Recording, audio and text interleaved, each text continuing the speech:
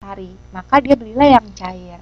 Nah, di sini ditunjukkan bahwa sikap orang terhadap produk itu tuh berbeda-beda. Ternyata melihat dari manfaatnya seperti pasta gigi gitu ya. Ternyata dilihat dari kepraktisannya, dilihat kalau dari Indomie, dari mie gitu ya, mie instan. Kalau dilihat dari sini, dilihat dari apa? Oh, ternyata rasa berbeda, sikap pun berbeda. Ya dong? Nah, seperti ini, daya tahan. Mungkin susunya daya tahannya ada yang sebentar, ada yang tadi saya bilang kalau yang bubuk dia bisa disimpan lama. Nah, itu juga berbeda. Sikap orang pun berbeda. Jelas ya? Sampai sini ada yang mau ditanya dulu? Iya, selamat malam Mbak Arik. Tidak apa-apa. Diikutin aja ya Mbak Arik ya, baru mulai juga kok. Suaranya kedengeran ya semuanya ya? Kalau nanti ada yang nggak kedengeran, boleh nanti interupsi ya. Oke, saya lanjut ya. Nah, konsep dasar dari sikap ya. Menurut Skifman sama Kanuk nih ya, ini tahun 2000 deh ya, dia bilang kalau um, sikap itu apa sih? Sikap itu adalah perasaan senang atau suka dan tidak senang atau tidak suka terhadap suatu produk. Yaitu yang tadi saya bilang. Saya sukanya misalnya pakai Garnier, misalnya produk wajah ya. Mungkin Mbak Arik bilang saya nggak cocok Mbak pakai Garnier, jerawatan, cocoknya pakai Pond's misalnya. Itu berarti saya suka terhadap Garnier, Mbak Arik tidak suka terhadap Garnier. Mbak Arik sukanya terhadap Pond's dan saya tidak suka terhadap Pond's. Jadi itu adalah satu sikap. Jadi sikap itu sebenarnya lebih kepada uh, timbal balik daripada saat kita mengkonsumsi suatu barang. Jadi pada saat kita mengkonsumsi suatu barang ada reaksi. Reaksinya apa? Yaitu tadi perasaan suka atau tidak suka. Seperti itu, ya. Nah, peneliti yang lain ada yang namanya Loudon dan Bita ya. Ini umurnya udah tua banget nih teorinya. Dia bilang kalau sikap itu tuh punya berbagai definisi loh. Nah, definisi yang pertama, dia bilang perasaan positif atau negatif, atau suka atau tidak suka, dan pro kontra atas suatu objek. Sebenarnya sikap ini nggak semuanya dalam bentuk produk ya. Contohnya, teman-teman bentar lagi pada mau ikut pemilu kan? Benar nggak? Nah, sudah dipikirin belum nih kira-kira mau nyoblos siapa? Bingung ya? Zaman sekarang ini ya apa namanya milih calon presiden pun rasanya kita memberikan suara kita seperti ini ya seperti percuma gitu, bukan percuma tapi lebih kepada kita pun memberikan suara kepada beliau tetapi beliau pun tidak pernah memikirkan masyarakat gitu. Berasa nggak seperti itu? Kalau saya sih mungkin seperti itu, tapi ya saya cukup bangga untuk beberapa oknum pemerintahan yang memang misalnya peduli gitu ya, yang memang jujur. Tapi sulit sekali memang zaman sekarang menemukan itu gitu ya. Tapi ya balik lagi teman-teman yang apa tidak percaya ya Mbak Eslastri ya, nggak percaya ke pemerintahan. Ya susah juga ya Mbak ya. Kita sebenarnya sebagai rakyat juga kan apa ya, toh kalau misalnya melihat bukti nyata dari pemerintah memperdulikan kita, masa kita juga tidak buta kan, tidak buta mata, tidak buta hati, pasti kita juga sadar. Tapi kalau misalnya sikapnya juga bertolak belakang dengan apa yang dibilang, ya toh kita juga jadinya kurang simpati, bener nggak? Tapi ya balik lagi ya teman-teman, apapun itu, kalau teman-teman memang berniat untuk mencoblos, yang terpenting ya apa ya, dari hati, terus kedua juga ikhlas aja deh, nggak apa-apa gitu ya. Niat kita baik, toh kalau niat kita baik disalahgunakan orang lain ya bukan salah kita, ya kan? Gitu. Yang mau golput juga silahkan gitu ya. Apa namanya? Itu kan hak masing-masing. Nah, balik lagi ke topik kita ya. Jadi pro kontra di sini bisa juga loh tentang masalah pemilu seperti ini. Ada yang pro sama partai ini, ada yang kontra sama partai ini gitu ya. Jadi sebenarnya nggak cuma produk aja, cuma karena perilaku konsumen kita ini kan berhubungan dengan ekonomi. Jadi kalau yang namanya judulnya ekonomi, itu udah harus bawaannya adalah konsumen, produsen, ekonomi, uang, ya, transaksi, konsumsi dan sebagainya, ya.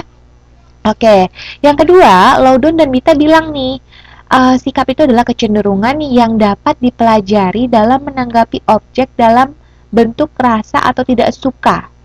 Nah, itu dia, intinya sih sama aja ya, sama definisi yang pertama ya. Jadi, dia itu bisa ketahuan nih, bisa dipelajari bahwa kalau memang misalnya teman-teman itu enggak suka, misal gitu ya, ada yang enggak suka bau bunga.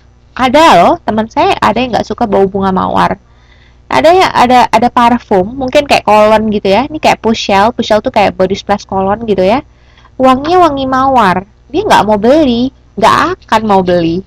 Kenapa? Dia nggak suka. Jadi dia adalah kecenderungan yang dipelajari. Artinya, ketika dia mempunyai rasa tidak suka terhadap sesuatu, contohnya bau bunga mawar, dia tidak akan mungkin membeli sesuatu yang berhubungan dengan bau bunga mawar. Seperti itu. Selamat malam, Mbak Lu. Iya, iya, tidak apa-apa. Langsung mengikuti saja ya. Oke, saya lanjut ya. Nah, yang tadi lagi nih. Jadi, itu adalah satu kecenderungan.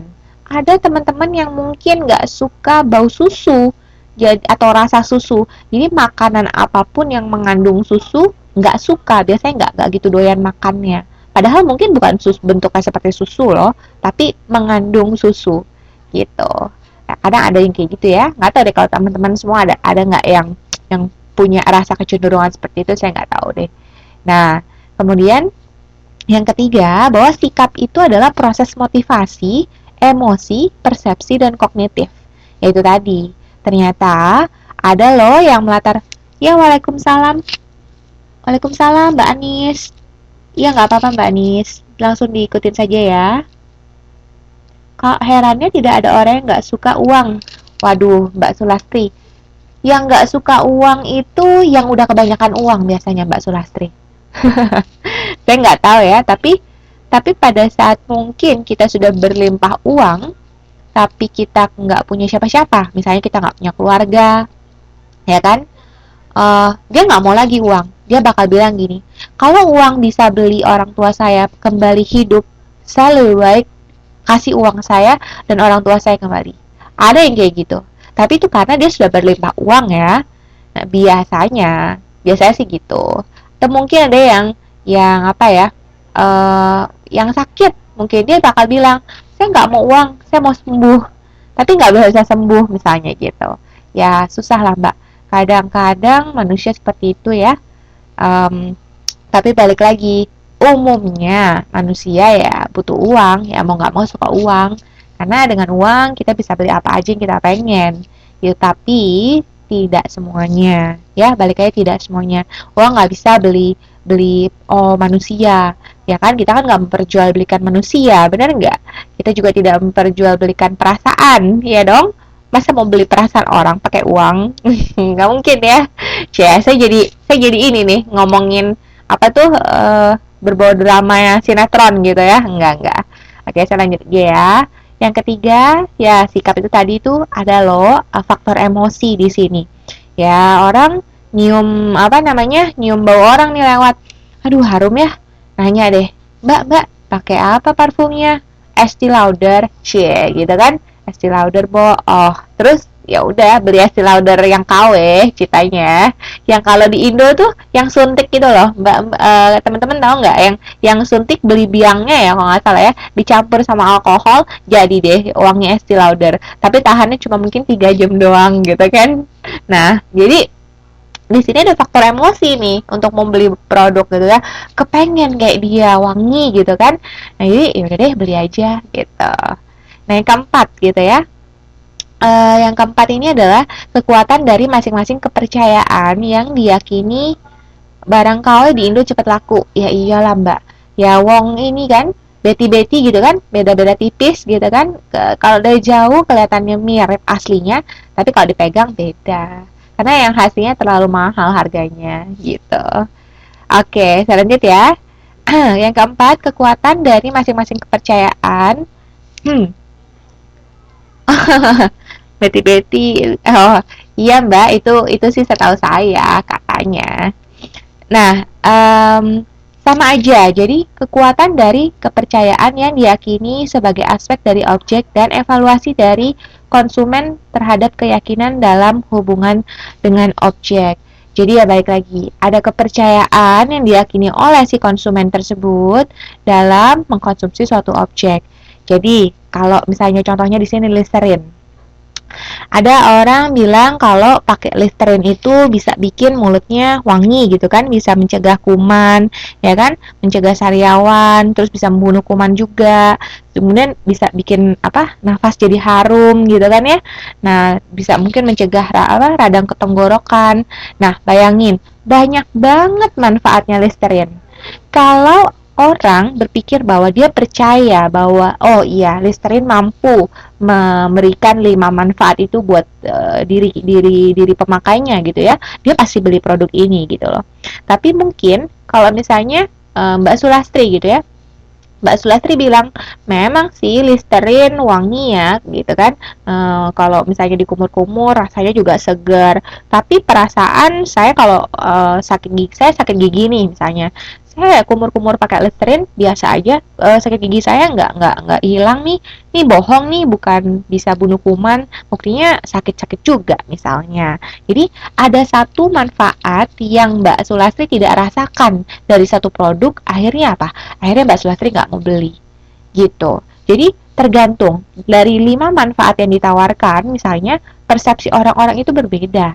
Saya berpikir bahwa 5 manfaat ini saya dapatkan kok dari Listerine, tapi mungkin Mbak Sulastri enggak gitu. Jadi Mbak Sulastri ya nggak mau beli gitu. Nah, kemudian juga contohnya lagi kalau di sini tuh saya sediain adalah sampo gitu kan. Nah, jadi saya percaya bahwa setiap sampo ini kan beda-beda fungsinya nih ya kan, warna pink, warna hijau, warna merah, warna ungu tuh beda-beda fungsinya. Nah, kalau misalnya saya pilih gitu salah satu, kemudian saya rasakan ini benar nggak sesuai sama yang tertera gitu kan fungsinya. Oh, ternyata benar, setelah saya coba itu benar sesuai itu untuk rambut rontok lah misalnya gitu ya, saya pakai yang pink, sesuai, rambut rontok saya berkurang. Nah, saya merasa puas, akhirnya saya senang, makanya saya terus membeli. Tapi mungkin teman-teman ada juga yang mencoba yang warna kuning nih untuk rambut lembut gitu ya, tapi rambutnya tetap kasar-kasar aja deh. Akhirnya apa? Akhirnya tidak mau beli lagi. Seperti itu. Jadi beda-beda ya. Sama juga dengan seperti ini. Wanginya beda-beda, ya kan, Pushel. Mbak Iis mungkin sukanya warnanya yang biru, katanya segar, katanya baunya wangi gitu ya. Kalau saya sukanya lembut, yang warnanya pink misalnya gitu. Jadi setiap orang pun dipengaruhi oleh selera, dipengaruhi oleh motivasi, ya kan? Nah, jadi perilakunya berbeda-beda pada akhirnya. Jelas ya? Sampai sini ada yang mau ditanya dulu?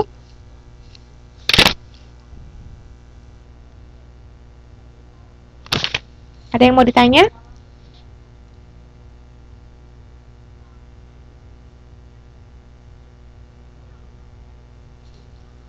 Masih oke ya? Saya lanjut ya. Oke. Nah, di sini, oke, kalau teman-teman lihat di sini sebentar ya. Saya kemarin, oke, contohnya, saya tulis di sini adalah adanya pengujian secara objektif. Pernah nggak teman-teman? Waduh, jadi lapar. Iya, sabar ya Mbak Sulastri. Kalau nggak boleh deh, izin sebentar, ambil makanan dulu mungkin. Jadi sambil tuton, sambil makan, nggak apa-apa kok. Nggak apa-apa. Sambil ngopi, ada yang mau ngopi, ada yang mau sambil tiduran, nggak apa-apa. Yang penting fokus ya. Yang penting fokus. Nah, di sini saya pasang banyak gambar. Saya mau cerita panjang lebar, ya. Oke. Jadi yang pertama adalah pengujian kangen sama sate. Waduh, jangankan Mbak Yus nih. Saya juga ini saya kangen satenya Mbak. Iya, saya juga kangen sama sate. Ingat kecap, ingat sate ya. Waduh, yang ngomongin makan Indonesia nih. Nah, tapi saya bukan mau ngomongin sate sama rendang nih. Saya mau ngomongin cerita tentang perilaku konsumen ya. Oke. Nah, jadi pengujian secara objektif. Kadang ya teman-teman, kalau mau ngejual produk itu emang agak susah. Kita harus punya trik. Nah,